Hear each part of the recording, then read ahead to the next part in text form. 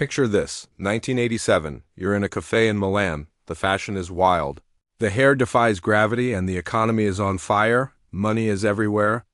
Italy has just surpassed the UK to become the world's fifth largest economy. They call it Il Paso, the overtaking. The city buzzes with an electric energy. You sip an espresso, pay with a stack of Lira that feels like play money, and think, this will never end. But it did. Fast forward to today, and that party is long over. Italy's economy didn't just stumble, it flatlined. Among developed nations, it has barely grown in over 20 years. While the U.S. economy has doubled since 2000, Italy's GDP per capita is frozen in time. Stuck at the same level it had when The Matrix first came out. What happened? Today, we're dissecting the 7 reasons why this beautiful nation is trapped in stagnation. And it all starts with a ghost from its past, the Lira. Picture this, you own a washing machine factory in Italy. Your German rival, Hans, is all in on robotics. You just call Rome, the central bank devalues the Lira, and bam! Your machines are suddenly 20% cheaper than Hans's. Not because they're better, but because your currency is weaker. This was Italy's secret weapon for decades, a quick fix that kept inefficient businesses alive without any real innovation. But this easy fix had a dark side. Imported goods got crazy expensive, and to cope, wages had to rise automatically with inflation. It became a vicious cycle, rising wages, struggling businesses, and another currency devaluation. By the early 90s, the Lira was a mess.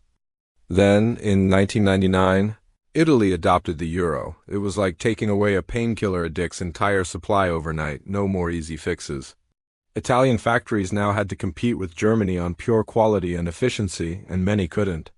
It was a brutal wake-up call, exposing the weakness hidden for decades. Thanks for watching. Remember Italy's old currency, the Lira? When it disappeared, the hope was for a modern, digitized economy. That never happened. Italy's productivity flatlined. Since joining the euro, it has actually declined, while countries like Germany and France surged ahead. What's the problem? Micro-businesses. Over 90% of Italian companies have fewer than 10 employees. They're charming, but they're fragile. No money for R&D, no capital for new tech, just survival. Worse, regulations punish growth.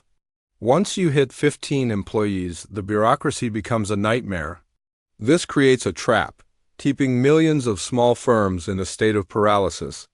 At the same time, Italy is running out of people. The fertility rate is collapsing and the population is shrinking, creating an inverted pyramid where a small number of young workers have to support a huge number of retirees. It's a crisis, and it's happening right now. Thanks for watching. Stagnation, bureaucracy, and demographics are pushing Italy's best and brightest out. Young Italians with degrees in engineering, physics, and medicine are leaving for better salaries and real meritocracy in places like Germany, the UK, and the US. Nearly 1 million skilled young Italians have left in the past decade. With them goes innovation, startups, and the pressure for political change. The country is split. The north is industrial and wealthy, while the south is underdeveloped, paralyzed by failed infrastructure and mafia influence. The North resents subsidizing a system where patronage trumps merit. Then there's the data-crushing 140% of GDP. Growth is impossible. Refinancing is a constant battle for survival. Back in 2011, Italy was on the brink. Too big to fail, but also too big to save.